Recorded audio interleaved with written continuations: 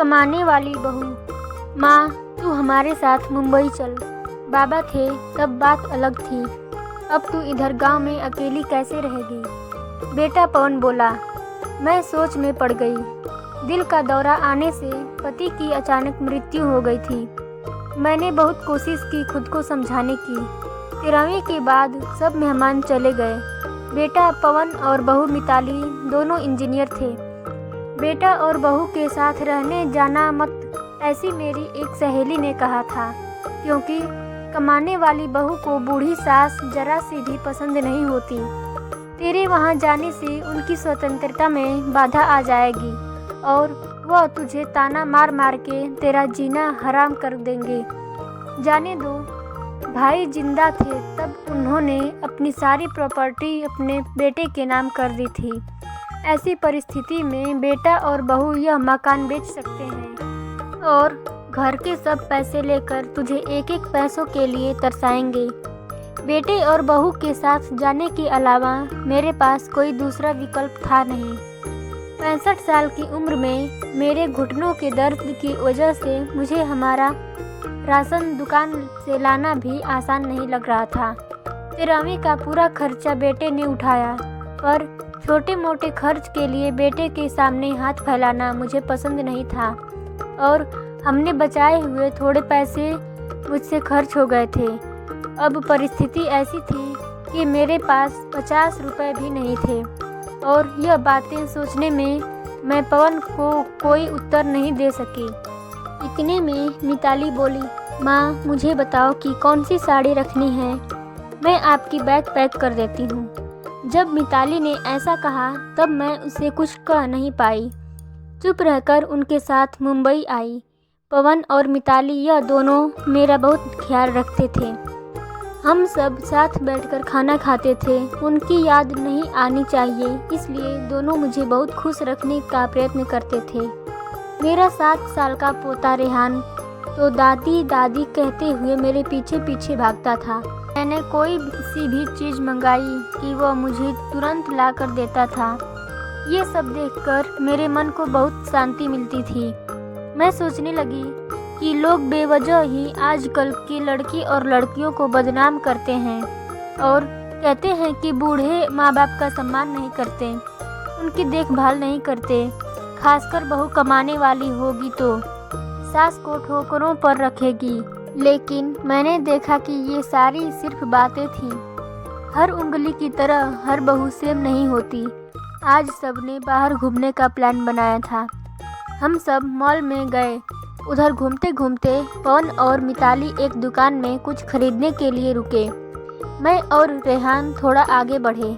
Ice cream की दुकान देखते ही रेहान बोला, दादी मुझे आइसक्रीम खानी है।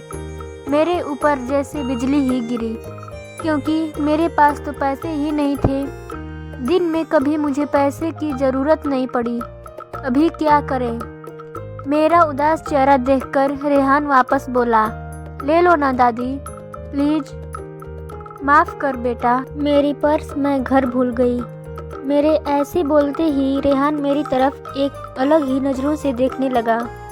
उसको लगा कि आइसक्रीम लेनी ही नहीं है, इसलिए दादी बहाने बना रही है। पर मैं क्या कर सकती थी, मुझे खुद ही शर्म आ रही थी। मैं कैसी दादी हूँ जो अपने पोते को आइसक्रीम भी नहीं लेके दे सकती। हमने बाहर ही खाना खाया। मिताली ने मेरे पसंद की काजू मसाले की सब्जी ऑर्डर की थी, पर मुझे वह पसंद नहीं आ रही थी। घर आने के बाद सबने थोड़ी देर टीवी देखी। पवन सोने गया। रेहान को क्या चाहिए और क्या नहीं, वह देखने के लिए मिताली उसके रूम में गई। मैं भी मेरे रूम में सोने जा रही थी, तभी मुझे रेहान की आवाज़ सुनाई दी, मम्मी दादी बहुत कंजूस हैं, तू ऐसा क्यों बोल रहा है? हाँ मम्मी, हम जब मॉल में घूम रहे थे तब मैंने दादी से आइसक्रीम मांगी तो वह कहने लगी कि मैं मेरी पर्स घर भूल गई हूँ।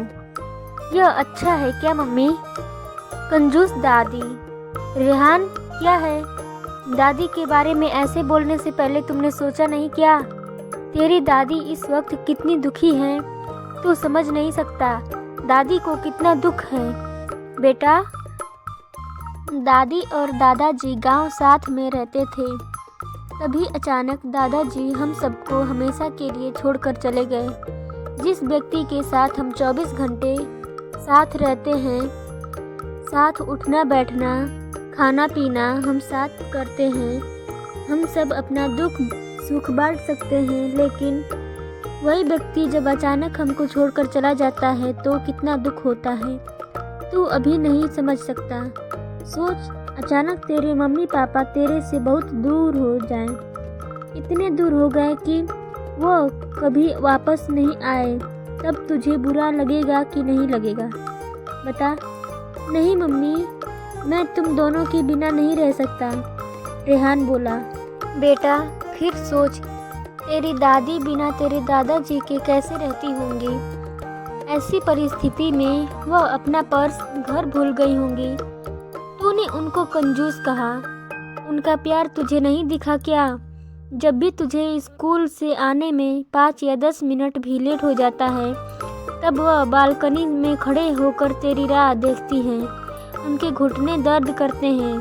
तभी भी बेटा, किसी के बारे में अपनी राय बनाने से पहले उस व्यक्ति के दृष्टिकोण से सोचना चाहिए। यह बातें सुनकर मुझे मेरी बहू पर बहुत अभिमान हुआ।